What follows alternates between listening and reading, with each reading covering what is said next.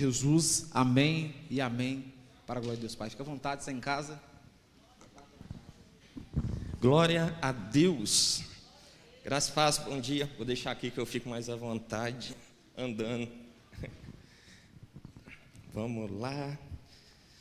13 anos atrás, quando eu voltei de Belo Horizonte, eu fui para lá para fazer teologia. Aí o Maicon da bateria me convidou para estar visitando a El Shaddai. Eu fui no primeiro culto, foi lá no Moarama. Era uma festa, aniversário da igreja. E nisso eu lembro a roupa que eu estava no dia. Eu estava de chinelo, bermuda, camiseta regata e boné.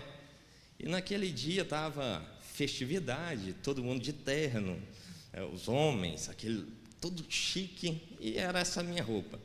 O tio Washington me viu lá, o Maicon contou para ele que eu estava, e com isso o Washington falou assim: hoje você vai virar membro do El Shaddai. Eu falei: não, eu estou visitando a El Shaddai pela primeira vez.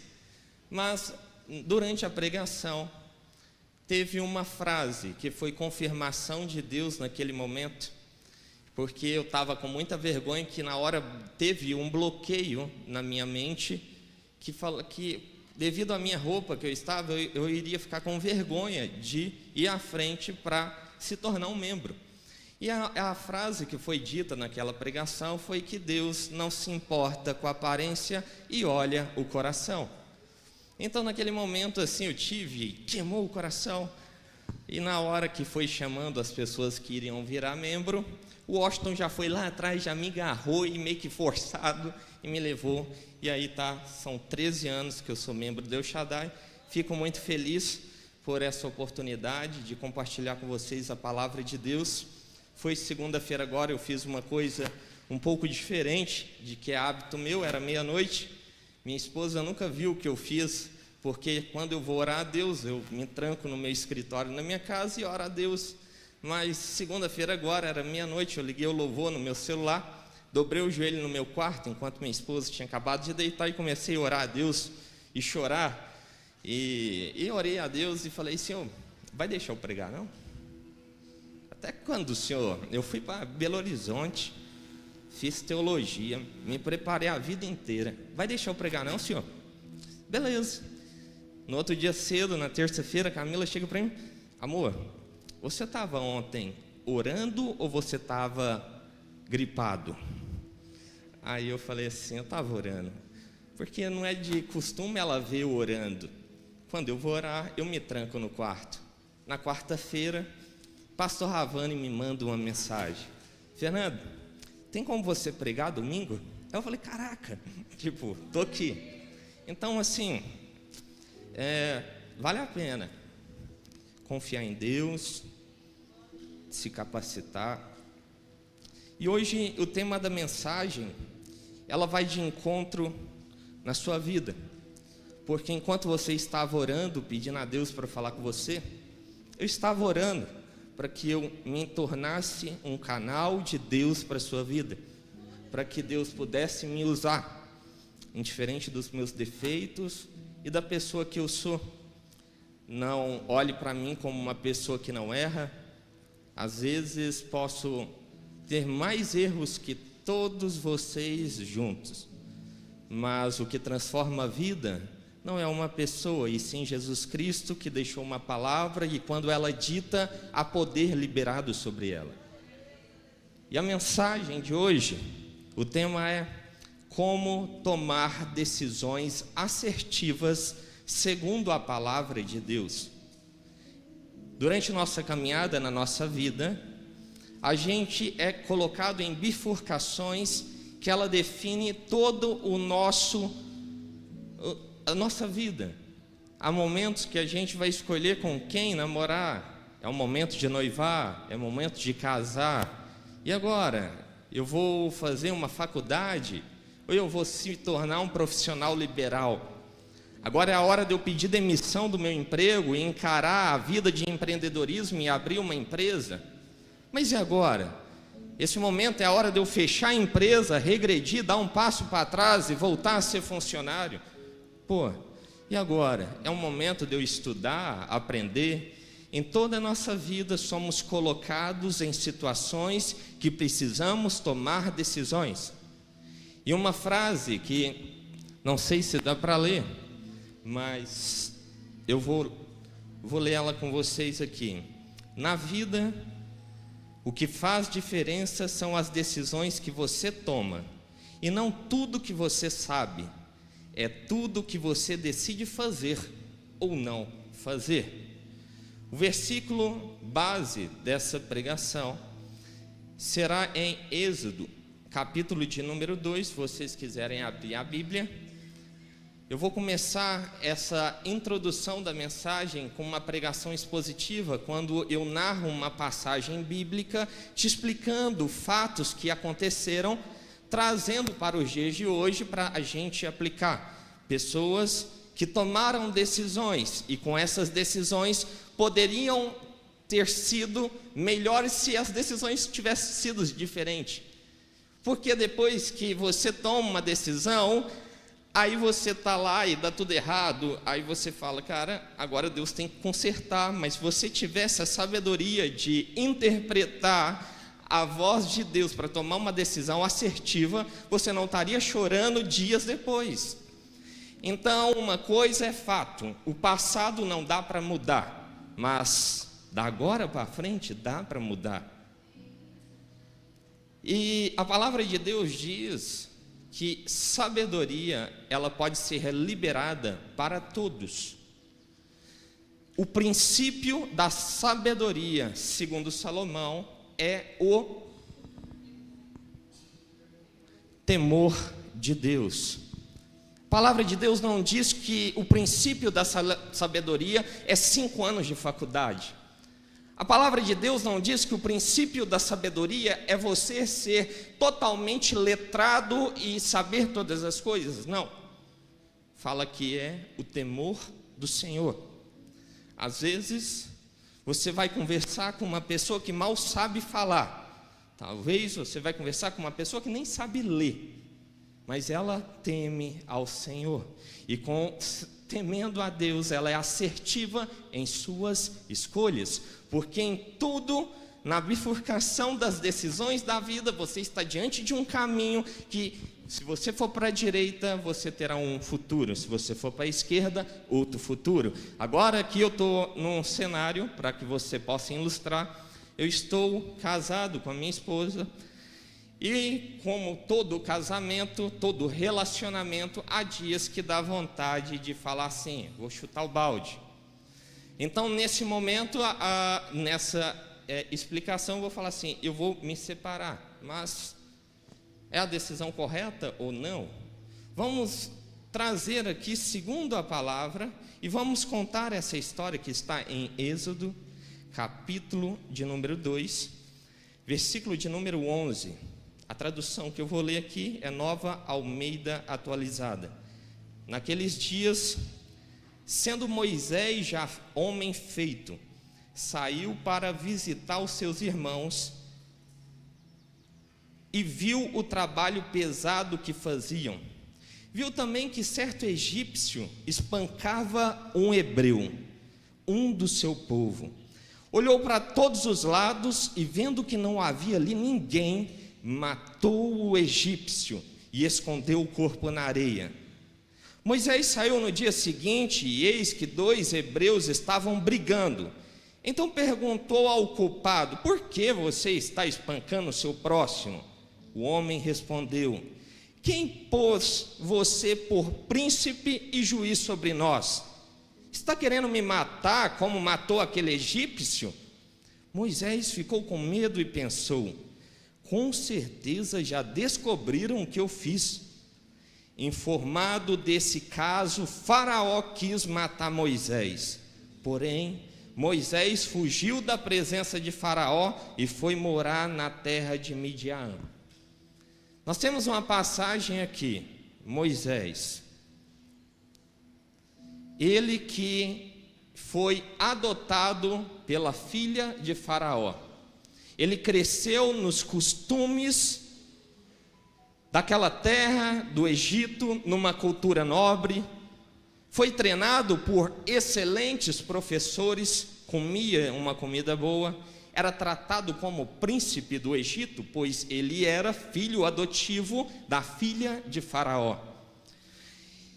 Durante sua jornada, ele descobre que ele era filho adotivo, e com isso, ele vê que o seu povo era o povo hebreu, e com isso nasce um sentimento de amor para com seu povo. Nesse momento da história, ele está caminhando e de repente está lá um egípcio espancando um do seu povo. O coração dele enche de compaixão, porque estava espancando alguém. Era como, imagina você que é casado, você que é pai. Imagina você que é pai, você chega e vê alguém espancando o seu filho. O que você vai fazer? Alguém maltratando a sua esposa, alguém maltratando alguém que você ama. A fúria encheu o coração de Moisés, e ele estava numa bifurcação. O que fazer nesse momento? Ele olhou para um lado, olhou para o outro, não viu ninguém. Ele só viu os caras que era dele, os hebreus, e viu esse soldado que espancava. O que ele fez? Matou. Foi a decisão que ele tomou. No pensamento dele, era a melhor alternativa. O que aconteceu? No dia seguinte, corre um boato até chegar no ouvido de Faraó. Faraó muito indignado e com raiva, porque alguém que mora dentro do palácio agora está matando o próprio povo egípcio. Então Faraó procura Moisés para o matar. Moisés agora é obrigado a sair do seu conforto por causa de uma decisão que, baseado nesse contexto, eu considero uma decisão imprudente que poderia ter sido evitado, e com isso houve consequência, e eu vou te provar mediante o que eu vou lendo nessa explicação. Ao sair do Egito, ele vai agora para outra terra sem destino, e a Bíblia relata a terra de Midian. No mapa, naquela época, é diferente de hoje, mas em alguns livros históricos, essa distância que Moisés percorreu do Egito até Midian, alguns livros relatam que é de 200 a 400 quilômetros. E se é um deserto, para quem entende um pouco, vai saber que deserto de dia, a temperatura é 7 e 40 graus, tá calor? É muito mais do que isso, e o sol estralando a sua pele. Mas à noite, ao mesmo tempo, se for na época do inverno, é menos de 0 grau. Se for no verão, à noite fica entre 10 e 15 graus. Aqui nós temos uma vertente. Se Moisés vai sair agora no meio do deserto, ele vai ser obrigado a ter várias vestimentas que comporta ele à noite não morrer de frio. Então aí já tem um peso, porque nessa época não tinha um carro, era a pé. Agora está Moisés caminhando para a terra. O cara que na hora de se alimentar, na hora do almoço, tinha pessoas que o serviam. À noite, ele ia dormir naquele edredom, naquelas coxas mais nobres do Egito. Ele era considerado como um príncipe do Egito. Por causa de uma decisão, ele sai do seu conforto e agora começa a colher as consequências de uma decisão que ele tomou. Durante esse percurso, eu quero que você se coloque no lugar de Moisés e comece a compreender como a mente dele agora pode ficar abalada. Você a vida inteira no conforto do seu lar, agora você está sem parente, sem amigo, sozinho no deserto. E se a distância é de 200 a 400 quilômetros, uma pessoa normal, sem ser um atleta, ele vai conseguir andar ao máximo 20 quilômetros por dia no deserto, porque deserto não é igual aqui. Você pisa, quem já foi para a praia, você já viu, você vai atravessar na orla, na areia, é complicado. Parece que o pé afunda. Então, se é 20 quilômetros por dia, a caminhada em linha reta foi no mínimo 10, 15 dias. A Bíblia não relata o dia, a quantidade de dia exato, mas no mínimo aí, baseado nessas pesquisas, foram 15 dias a 30 dias, sozinho no deserto, passando peleja. Por causa de uma decisão, por ele ter matado um egípcio. Hoje, você pode não se deparar numa situação de matar alguém, mas você pode matar alguém com a sua boca e com a língua, matando o sonho daquela pessoa. Em vez de sair de dentro de você palavras abençoadoras, sai palavras que matam o outro. Fisicamente, não, mas emocionalmente. Mas para toda decisão há uma consequência. E nessa trajetória, Deus tinha um propósito com o povo hebreu. Indiferente se Moisés tivesse matado ou não, o propósito de Deus aconteceria. Mas, mediante ao livre-arbítrio que Deus dá ao homem, Deus ainda cumpre o propósito dele. Mas as consequências das nossas atitudes, nós sim vamos colher. O passado não dá para mudar. Mas mediante agora, há uma decisão, podemos mudar o nosso futuro. Falta de recurso durante essa trajetória de Moisés. A mente dele agora buscando um sentido de vida. O que vai ser de mim? Porque lá era muito fácil. Ele tem sede, ele pede alguém para buscar água. Ele tem fome, ele pede as súditas lá do palácio para trazer comida. E agora o sentido de vida dele? Olha a pressão psicológica que está Moisés nessa caminhada. Caminhando aí um pouquinho à frente com a sua Bíblia aberta em Êxodo, capítulo 3, versículo 1. Segura aí. Nessa caminhada há um episódio que Moisés conhece uma aldeia, vou falar aldeia para ficar fácil a interpretação, e aqui entra essa passagem. Moisés apacentava o rebanho de Jetro, seu sogro. Então Moisés aqui conheceu uma garota, se casou, e aqui já tem sogro, que é o Jetro. Então a vida dele começou a se organizar. Moisés apacentava o rebanho de Jetro, seu sogro, sacerdote de Midian. Certo dia, levando o rebanho para além do deserto, chegou ao monte de Deus, a Horebe. Ali o anjo do Senhor apareceu-lhe numa chama de fogo no meio de uma sarça.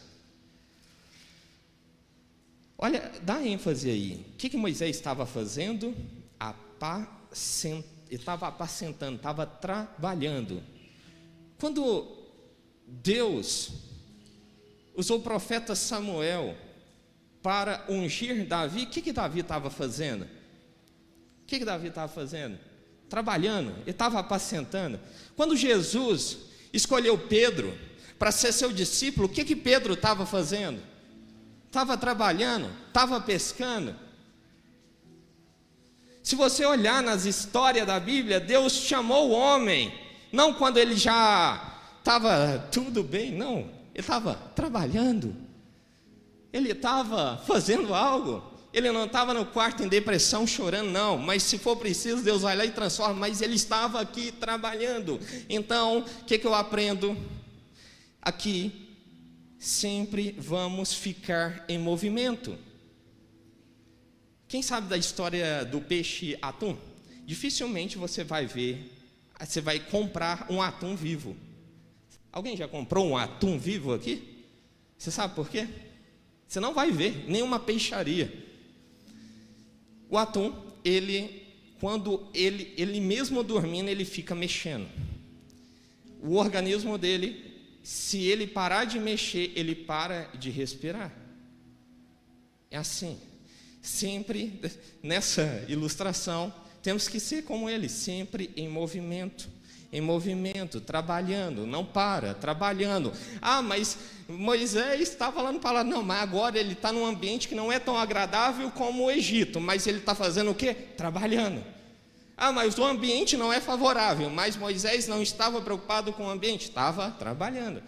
E aqui, Deus aparece para ele numa chama de fogo, no meio de uma sarça. No mesmo capítulo, versículo 10, continua a história. Portanto, agora vem, eu te enviarei ao faraó para que tires do Egito o meu povo, os israelitas. Moisés, porém, disse a Deus: quem sou eu para ir ao faraó e tirar os israelitas do Egito? E Deus disse: eu serei contigo, e este será o sinal de que eu sou com você. Moisés, porém, disse ao Senhor: ah, Senhor, nunca tive facilidade para falar, nem no passado, nem agora que falaste ao teu servo. Não consigo falar bem. Olha as limitações de Moisés. Deus está te chamando. Deus está te chamando. Aí você vira e fala: eu, Senhor, está doido? Eu não consigo. Eu não sei nem falar. Ah, mas Moisés não foi criado no palácio? Mas tem uma coisa que a gente não escolhe, que é a carga de DNA, que é a nossa genética. Isso a gente não escolhe. Talentos podem ser aperfeiçoados, mas a genética a gente não escolhe. Às vezes você conversa com uma pessoa que ela tem um raciocínio rápido e outra que tem um raciocínio um pouco inferior. Não é porque ela não foi esforçada. Existe uma carga genética. Existe um histórico familiar. Por mais que ele foi criado num ambiente de excelência. E Moisés relata isso para Deus. Ah, Senhor, eu não dou conta de falar. Eu sou gago. Eu libertar o povo. Aí Deus aqui, nesse versículo aqui, não tem aqueles vídeos que nós vemos no Instagram, TikTok, assim, que tem uma mula que dá uma patada assim, pá! Eu vejo assim, Deus dando, tipo assim, uma resposta daquela assim, um soco de direita que o caboquinho cai e fala assim: fica caladinho. O Senhor lhe disse: quem deu boca ao homem? Quem faz o homem mudo ou surdo? Quem lhe dá a vista ou cega? Não sou eu, o Senhor? Agora vai. Eu estarei com a sua boca e lhe ensinarei o que você deve falar. Se Deus chamou, recapacita. Aí vem a insegurança de Moisés. Mesmo assim ele fica, me chamou. E Deus vê isso, essa ainda insegurança. E como Deus trabalha sempre para pegar o ser humano e sempre deixar ele também feliz com a circunstância e confiante, Deus aqui ainda vai e dá outro recado para ele. Continuando. Então, versículo de número 14. Então, a ira do Senhor se acendeu contra Moisés e lhe disse: não há lá o teu irmão Arã, o levita? Eu sei que ele fala bem. Eis que ele sai a teu encontro e ao ver-te se alegrará em seu coração. Tem problema não, Moisés. Eu já falei que eu vou ser com você. Mas mesmo assim, para você não ficar abalado, eu vou levantar para você ficar confiante, para você saber assim, que eu estou com você. E pode ir para o deserto, quando vocês encontrarem, ele vai ficar muito feliz, vocês vão ficar muito felizes. Ou seja, mediante as dificuldades de decisões que a gente for tomar, aqui eu aprendo duas coisas. Não fique com vergonha de falar as suas limitações para aquele que tem poder e autoridade para mudar circunstâncias, e se for necessário ele levanta um Arão, se for necessário Ele abre um mar vermelho, se for necessário, ele faz aquilo que é sobrenatural, mas se for necessário também, ele retira pessoas da sua vida e esteja preparado para entender a vontade de Deus. Como? O que eu falei no início da mensagem? Sabedoria. E qual que é o princípio da sabedoria? Temor ao Senhor. Temor é diferente de medo. Temor é um sinal de respeito, de soberania. Reconhecer que Deus é Deus e Senhor sobre nossas vidas. Se você teme a Deus, consequentemente você ganha sabedoria. Tendo sabedoria, agora quando alguém sair da sua vida, você vai compreender claramente pela sabedoria que vem do alto que aquilo é vontade de Deus, porque aos seus olhos podem ser caminhos bons, mas o final é caminho de morte. Quem fala isso está em Provérbios, capítulo 14, versículo 12. Há caminho que ao ser humano parece direito, mas ao fim dele é caminho de morte. Tá doido? Essa pessoa é um anjo, ela é perfeita, que sócio maravilhoso, que companheiro, que namorado, que amigo. Mas aí cria uma circunstância que não está sobre o seu controle, mas você tem sabedoria para discernir a vontade de Deus, e Deus vai lá e retira aquela pessoa de perto. Aí, em vez de você começar agora a orar, Deus, eu quero voltar, eu quero fazer isso. Não, começa a compreender e entender a voz de Deus. Deus fala individualmente, e se tem um jeito que Deus fala com o ser humano, é quando o coração ele transborda de uma palavra com três letras: paz. Se você tem paz no seu coração, se não está aflito, agora se uma decisão ela contradiz a palavra de Deus, seu coração está aflito, não é a voz de Deus. Porque você pode ter paz, mas dar um exemplo. Deus levantou um profeta, entre aspas, e falou para mim que eu vou casar com aquele rapaz lá. Mas aquele rapaz é casado. E aí? Meu coração está cheio de paz, porque Deus levantou um profeta e falou. Contradiz a palavra de Deus. Se tiver o equilíbrio, palavra de Deus, paz, temor ao Senhor, você consegue entender a voz de Deus, mesmo se Deus levantar um Arão para caminhar com você, e mesmo se Deus retirar alguém da sua vida. Agora aqui entra. Agora eu vou começar a pregar, porque agora eu vou para o tópico 1. É mesmo. Então vamos lá. Ainda tenho tempo. Vamos lá no capítulo de número 4, versículo de número 18. Essa é o primeiro tópico que eu quero dar ênfase para que você possa entender aonde eu quero chegar. Moisés voltou para Jetro, seu sogro, e lhe disse: deixe-me voltar aos meus irmãos que estão no Egito para ver se ainda vivem.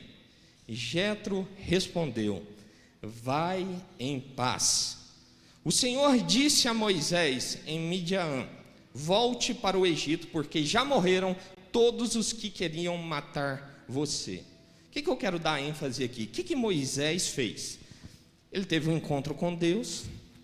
Deus falou com ele para ele voltar para o Egito, mas existia uma autoridade sobre ele, que era o sogro dele. Por que autoridade? A Bíblia relata que ele estava apacentando o rebanho de quem? Do sogro, de Jetro. Era o patrão dele. Deus não seria negligente de dar para Moisés um norte para ir e o rebanho de Jetro morrer por não ter alguém. Então aqui eu vejo claramente uma decisão. Ele tem agora uma convicção que ele tem que ir para lá, mas existe uma autoridade sobre ele. E aqui muitas pessoas pulam essa etapa da vida, que é fazer o quê? chegar e falar assim, e pegar o sentido, essa resposta, vai em paz. Quando eu fui casar com a minha esposa, cheguei para o meu sogro e falei assim, eu quero casar com a sua filha. Falei, blá, blá, blá, tal, mas eu falei, eu só caso se o Senhor me abençoar. Eu preciso ouvir. E se o Senhor não me abençoar, eu ouvir, eu não vou casar. Ele me abençoou, em áudio assim que eu falo, ouvindo mesmo. Cheguei para minha sogra, falei o mesmo.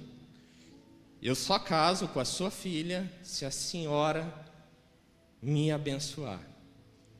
Cheguei para o meu pai, para minha mãe, eu só caso se vocês me abençoar. Cheguei para o senhor, sentamos lá perto da sua casa, na calçada, o senhor lembra? Vou casar, o senhor me abençoa. Eram as autoridades que Deus estabeleceu sobre a minha vida. E se eles falassem que não? Eu iria orar a Deus, porque Deus muda a visão. Eu ia orar, mas eu tentei, né? Mas até Deus fechar a porta mesmo. Mas eu fiz isso. Eu não converti, aceitei Jesus aqui na El Shaddai. Foi numa igreja chamada Reconciliação, liderada pelo pastor Rogério.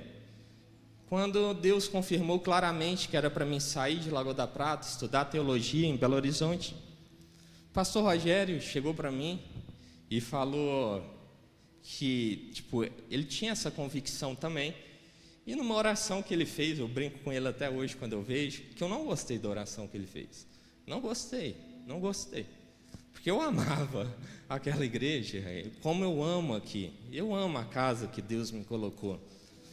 Na oração, o pastor Rogério falou assim, Senhor, cuidei desse passarinho. Ele falou desse jeito. Mas estou falando sério, porque o pastor Rogério ficou comigo durante 3 anos, 2 vezes por semana, só eu e ele, fazendo discipulado individual de 2 horas de prazo. Isso ninguém sabe. Me explicando a Bíblia. 3 anos. E nesse dia ele falou assim, Senhor, hoje eu libero esse passarinho para ele voar. E eu sei que ele não volta mais, mas eu o abençoo. Eu olhei para ele, mas quando eu voltei para a lagoa, foi assim, claramente, eu senti paz, que eu acabei de falar.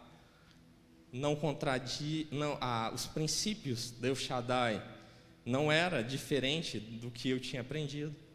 Então, não ia de encontro à palavra de Deus, eu senti paz.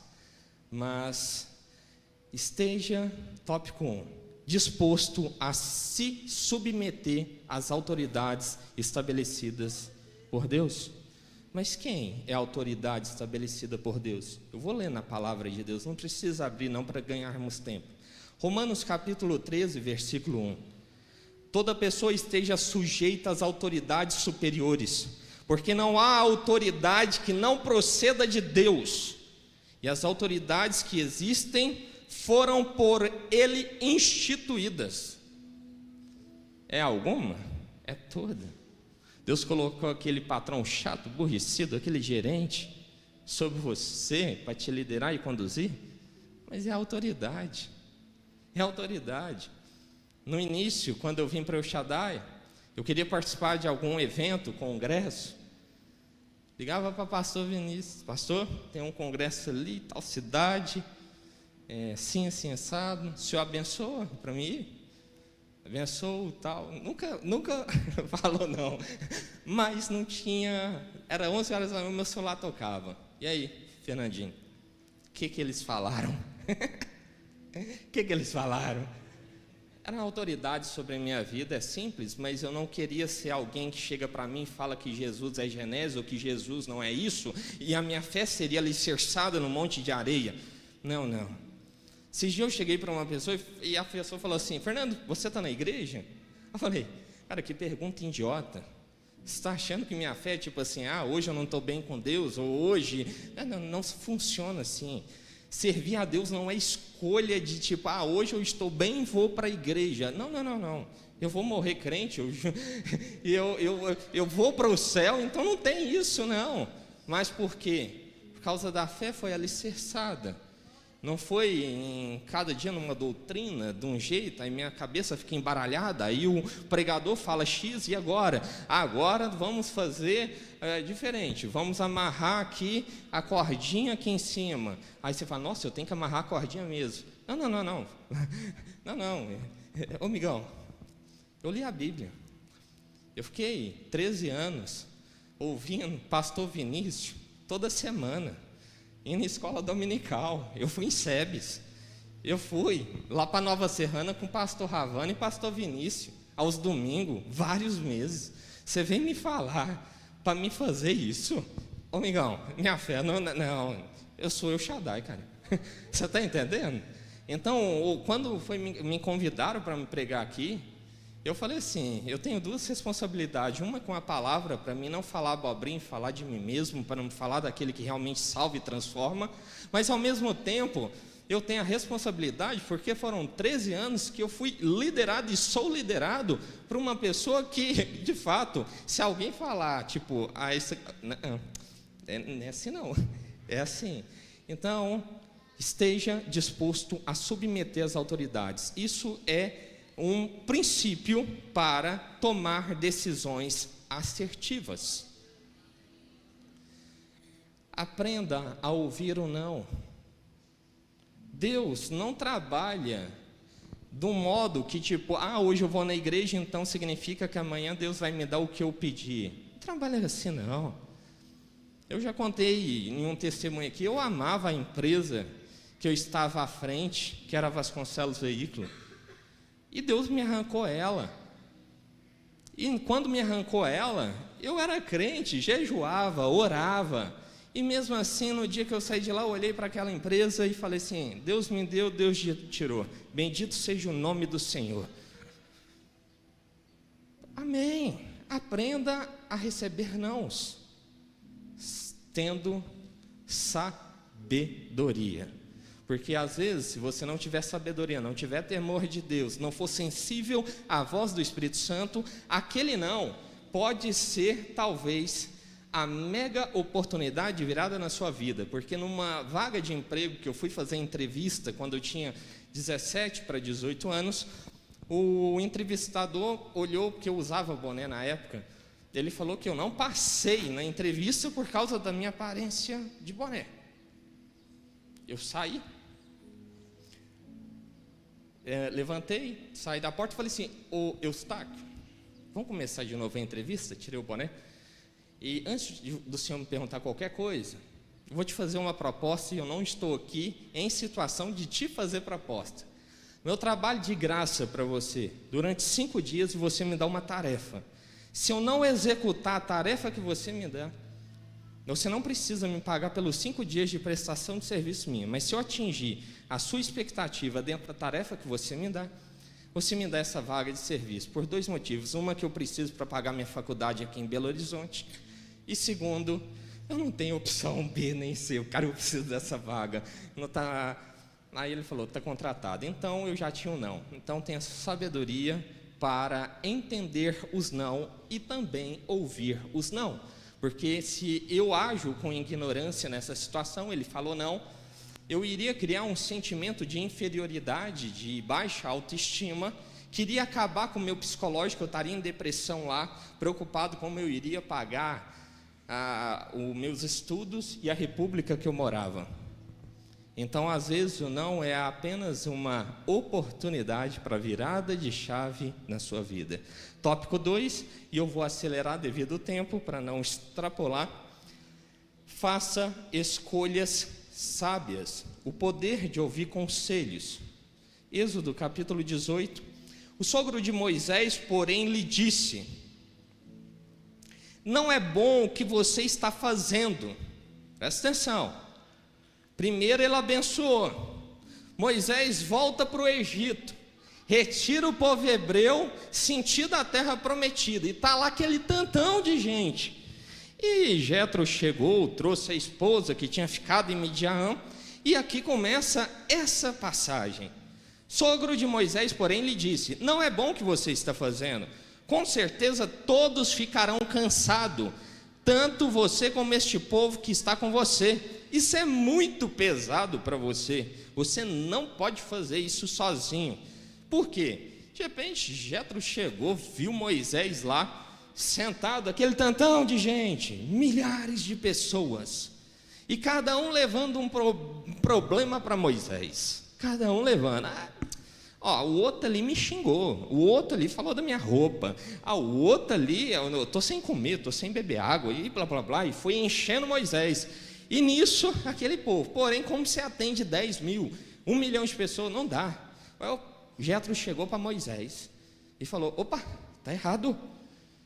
Faz o seguinte, Moisés, separa 50 pessoas, 10 pessoas, 100 pessoas, separa povos e coloca um líder sobre cada um. Deixa esse líder ter autoridade para auxiliar naqueles problemas. E é aquele problema que esse líder não der conta de solucionar, leva para você, que é um princípio de empreendedorismo. Não adianta a gente querer abraçar tudo. Moisés, um homem que está conduzindo um povo num propósito de Deus, mesmo assim, ele já teve experiências como nenhum outro homem teve. Ele viu Deus em chamas na sarça. Ele poderia chegar nesse momento que Jetro deu um conselho para ele e falar assim: quem que é você? Dono de rebanho, agora eu sou líder aqui de 1 milhão de pessoas. Continuando. Escute agora o que eu vou dizer. Eu o aconselharei, e que Deus esteja com você, represente o povo diante de Deus, leve as suas causas a Deus, ensine-lhes os estatutos e as leis, e faça com que conheça o caminho que deve andar e a obra que deve fazer. Procure entre o povo homens capazes, temente a Deus, que amam a verdade e odeiam a corrupção. Coloque-os como chefe do povo, chefes de 1000, chefes de 100, chefes de 50 e chefes de 10, para que julguem este povo em todo o tempo. Toda causa grave trarão a você, mas toda causa pequena eles mesmos julgarão. Assim será mais fácil para você, e eles o ajudarão a levar essa carga. Se você fizer isso, e se for a ordem de Deus, então você poderá suportar, e também todo esse povo voltará em paz ao seu lugar. O que Moisés fez? Ouviu o conselho de Jetro. Diante das nossas tomadas decisões, pega pessoas que são autoridade. Olha o gabinete enchendo de gente agora, tipo assim, pega conselhos. Mas pega conselho. Você pode ser quem você seja. Pega conselho de outra pessoa que é autoridade sobre você. E após o conselho, tenha sabedoria também para discernir se é vontade de Deus. Terceiro tópico, Provérbios, capítulo 19, 20, não precisa abrir.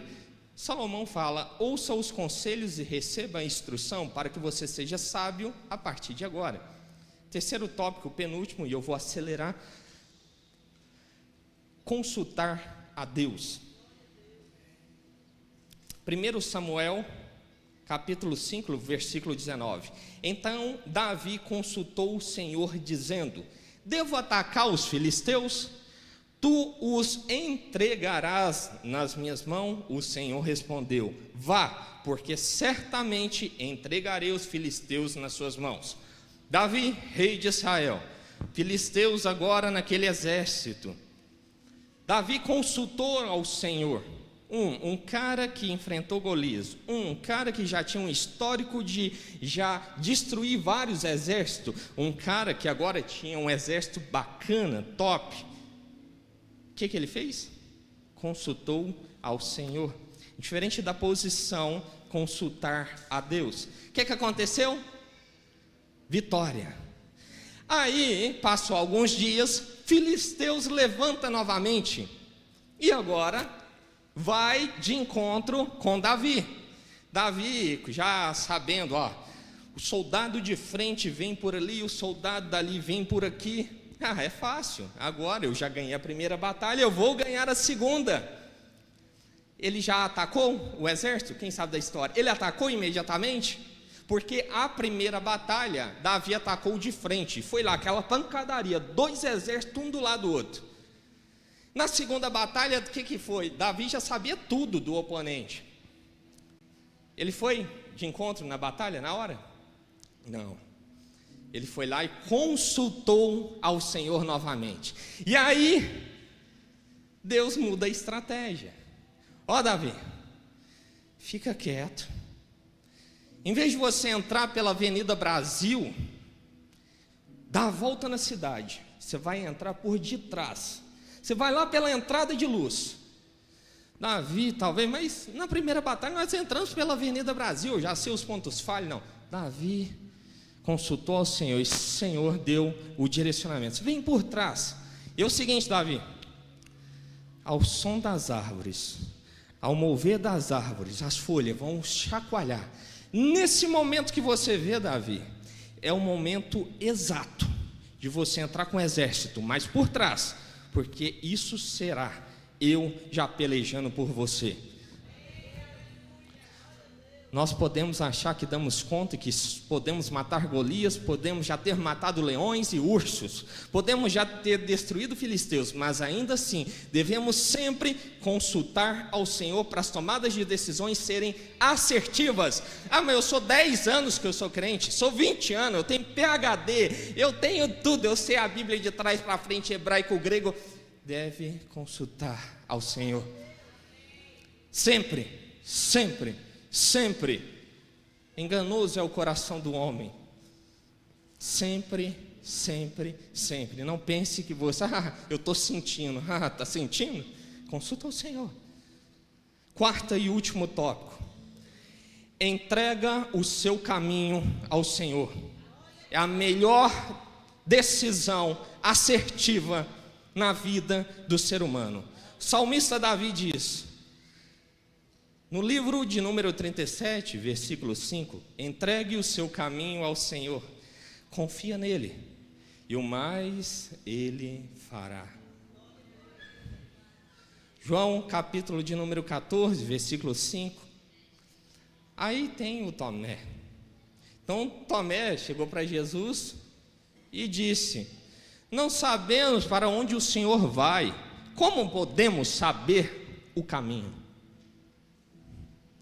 Primeiro o salmista fala assim: entrega o seu caminho ao Senhor. Novo Testamento, Tomé faz essa pergunta para Jesus: Jesus, como que a gente vai saber qual o caminho? Aí Jesus vai e responde, no versículo de número 6: eu sou o caminho, a verdade e a vida. Ninguém vem ao Pai a não ser por mim.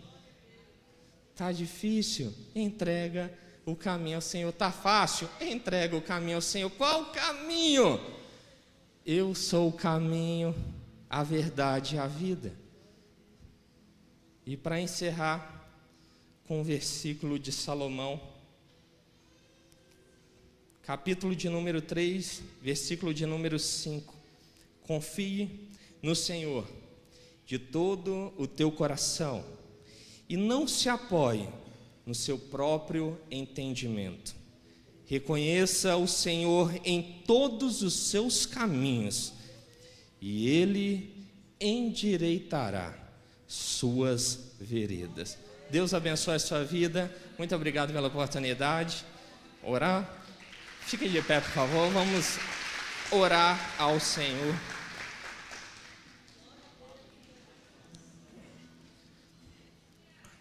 Feche seus olhos. Como eu disse na palavra, passado não dá para mudar. Não dá. Mas o presente, o hoje e o amanhã, ele pode ser diferente mediante as decisões que você tomar segundo a palavra de Deus. Então quero te convidar a orar, para você pedir a Deus sabedoria. Sabedoria, o princípio é temor. Estamos aqui porque clamamos a Deus, pedindo a Deus algo sobrenatural, mas vamos tocar o coração de Deus com a oração. Feche seus olhos e fale com o Senhor, mas fala mesmo, Deus quer te ouvir. Moisés reclamou para Deus falando: Senhor, eu não dou conta de falar. Deus quer ouvir você, Ele quer ouvir, Ele está com saudade da sua voz, Ele está com saudade daquele momento que você realmente entregava a Deus, sabe? O tempo vai passando e a gente vai falando assim: eu sou alto, bom o suficiente. Não, nós temos que confiar em um Senhor. Então vamos orar. Senhor, em nome de Jesus, estamos aqui nessa manhã, neste domingo, pedimos ao Senhor para que abra portas se necessário for, que feche portas se necessário for, que reaviva aqueles sonhos que um dia foram plantados nos nossos corações, mas mediante as circunstâncias da vida, sofremos ataques, palavras que deixaram triste, sabe, Senhor? Arranque isso, se não proceder do Senhor. Abre portas novamente, abra o mar, como o Senhor abriu para Moisés, mas isso nas nossas vidas. Cada um aqui nessa manhã está com uma situação, e o Senhor é aquele que sonda cada coração, que vai no íntimo lá, e que faz aquilo que o homem não pode fazer. Então, Senhor, nessa manhã, depositamos a nossa fé, a nossa confiança ao Senhor, pedindo graça, pedindo ao Senhor para que a sua presença transborde em nossas vidas. Levanta pessoas para que a sua obra continue, aviva no meio dos anos, abençoa todos os ministérios.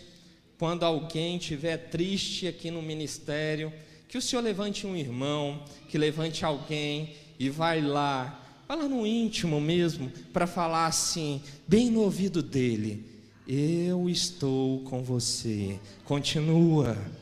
Faça isso, Senhor. É uma simples palavra sua, pode mudar toda a nossa direção. Então queremos ainda ouvir a sua voz, porque melhores são os seus caminhos do que os caminhos criados por nós mesmos. Desde já, nossa oração é no nome do Senhor Jesus. Glória a Deus, uma salva de palmas. Deus abençoe a sua vida e valeu! Aleluia! Quem foi abençoado essa manhã com essa palavra? Glória a Deus. Mais um ato que eu quero fazer antes de terminar o culto. Quero convidar aqui à frente 2 jovens que contraíram núpcias ontem. Casou. Fala, o povo não sabe que contrair núpcias, sabe que pegou a doença? Vamos orar por ele. Não, casou, contrair núpcias casou. Quero convidar o Micael e a sua esposa, Maria Eduarda.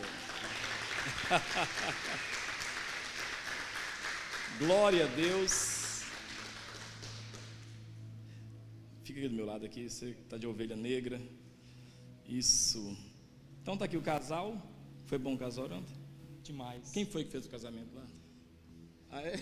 A palavra foi boa? Demais da conta. Não falou heresia, não? Não. Fiquei até mais tranquilo quando ele começou a pregar. Aí ficou em paz? Oh Deus, Nossa, tá doido. É isso mesmo, né? Meus irmãos, como é bom, nós chega um pouquinho para cá para a gente ficar. Cadê o pessoal da multimídia? Tem que tirar foto aqui, cadê? Como é bom, né? A gente vê os nossos jovens, né? Casando, formando família. Isso é muito bacana. Quando eu observo aqui, está ali o Oliveira com a dona Oliveira, né? Tiago mais Angélica, Lucas Mendes mais a Karen, tem mais, quem mais desencaiu aí? Neemias e Rafaela, ali está ali o Mike Elisama, está ali também, ó, o Lucas, Paulinho e Fran abriu a porteira, né? Foi os primeiros, né? Lucas e Jéssica, o David e a Thalita, o Fernando e a Stephanie, né?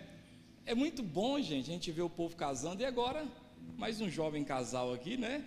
Bênção pura, tá feliz? Tá sendo bom marido esse homem? Isso aí, continua.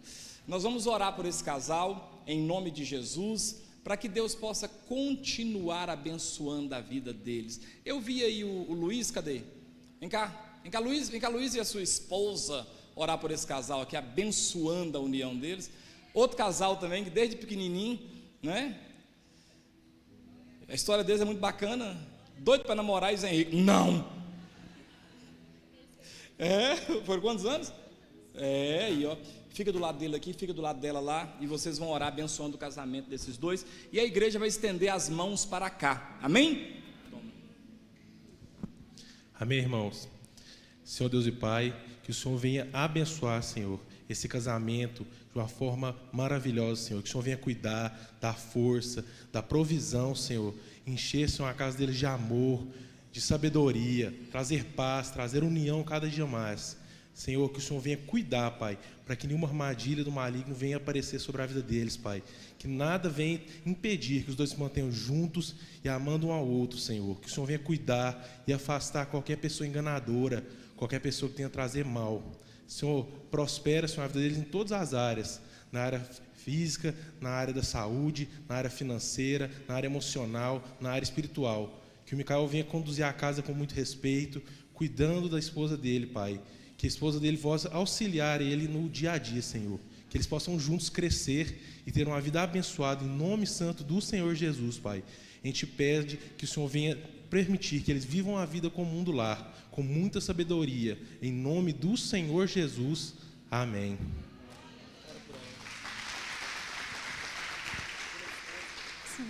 Senhor, meu Deus, colocamos diante do Senhor esse casal que se casou recentemente. Que eles venham saber do papel de cada um no seu lar e que esse lar seja abençoado. Que eles venham ser exemplo para a família, para que eles vejam o que o Senhor vai fazer na vida deles. Que esse casamento seja uma bênção, que eles sejam unidos, que ela saiba o papel de esposa e que ela venha conduzir esse lar com muita sabedoria dentro do seu papel. Abençoe também o seu marido, que ele venha amá-la assim como o Senhor ama a igreja e que eles venham ser um exemplo para essa geração. Mesmo sendo novos, nós cremos que o Senhor vai fazer uma bênção na vida desse casal e que os futuros filhos deles vão ver e vão agradecer ao Senhor por essa união. Em nome de Jesus, amém.